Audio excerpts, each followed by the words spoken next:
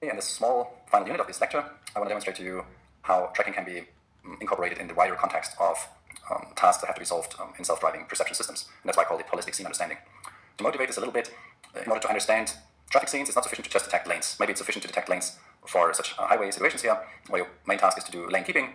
But if you want to understand a complicated intersection from a lane detector's perspective, as illustrated here, that's really impossible. So you need to fuse all kinds of cues in order to obtain a complete and holistic understanding, such as where are the vehicles, where are they going, of course also where are the lanes on the road, where are the buildings, where's the sky, where are the vanishing points. Only if you consider all of these, then you get a holistic understanding of the scene. So fusing multiple cues leads to more robust estimates, and in the work I'm going to show you, we try to fuse information from all of these aspects of the scene, and tracking is one of them.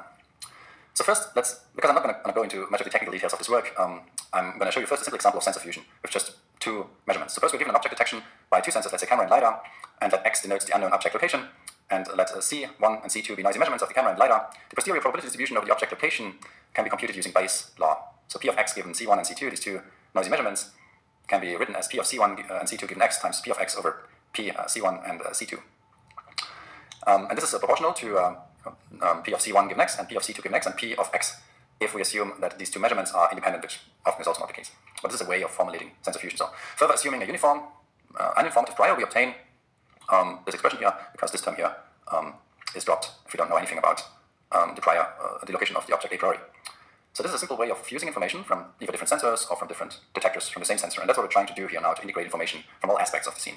So the goal is to infer from a short stereo video sequence in this project that we call 3D traffic scene understanding for movable platforms. So we want to infer from short stereo video sequences, so no maps, no LiDAR here, the topology and geometry of the scene, semantic information such as the traffic situation, the traffic pattern that's currently occurring, what's the state of the traffic lights. Without observing the traffic lights, we can figure it out because we see how things are moving, and generate a probabilistic generative model of urban scenes fusing many different cues. And the advantage of this is that we can exploit a lot of prior knowledge. We know that intersections typically have a certain geometry, and therefore it's much more likely that objects follow certain trajectories. And we know for this particular sequence here that this has been captured in Europe, so it's right-handed traffic and so forth. And so we're going to formulate this in a complex probabilistic graphical model, which is illustrated here at the high level. So this is a Bayesian network that you can see here, and it comprises observations of the scene flow and the occupancy and some semantic labels and vanishing points, but also it comprises these tracklets here, which is kind of a hidden Markov model inside that big Bayesian network, where we're trying to predict the state of each individual vehicle with respect to the jointly inferred situation, the scene, right? And so we're basically solving this using inference techniques in graphical models, and this is a result from this model. You can see the input sequence here. This is just a monocular sequence, and at the bottom you can see the situation that is inferred. You can see how likely it is that certain objects move in certain directions, and you can see how this relates to the overall traffic situation. And this is really a challenging problem because we're just having this monocular image sequence here, and measuring distances is really hard, but by observing that vehicles move from left to right or right to left, and by putting them into context with a certain traffic situation, we can narrow down this uncertainty. So this is the advantage of holistic modeling.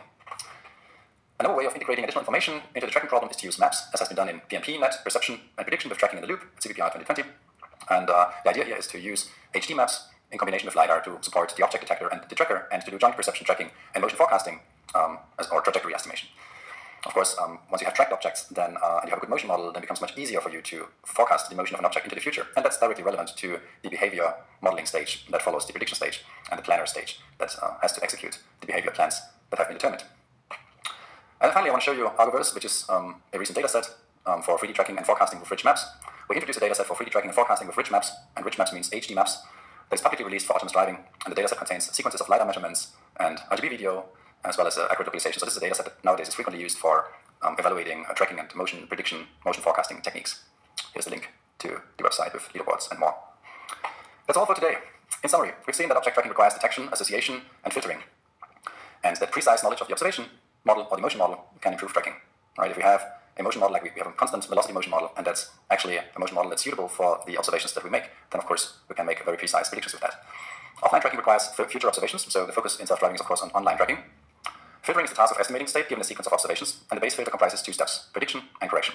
The Kalman filter is a special case, a Gauss linear case of the Bayes filter with a closed form solution, and frame-to-frame association can be solved using bipartite graph matching, while multi-frame tracking can be formulated as a min-cost flow problem. Multi-object tracking accuracy, or short MOTA, is often used to evaluate performance, and joint estimation of object tracks and scene layout can help robustify things and improve performance. Hi, and welcome to Self-Driving Cars, lecture number 12 on decision making and planning. This is the last lecture